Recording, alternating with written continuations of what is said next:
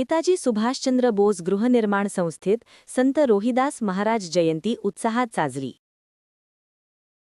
नेताजी सुभाषचंद्र बोस गृहनिर्माण संस्थेमध्ये थोर संत समाजसुधारक संत शिरोमणी रोहिदास महाराज यांची जयंती मोठ्या उत्साहात व भक्तिभावाने साजरी करण्यात आली।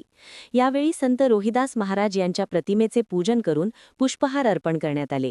कार्यक्रमाच्या सुरुवातीस संत रोहिदास महाराज यांच्या विचारांचे स्मरण करण्यात आले। त्यांच्या समता, बंधुता, सामाजिक न्याय व मानवतेच्या संदेशावर उपस्थितांनी मनोगत व्यक्त केले।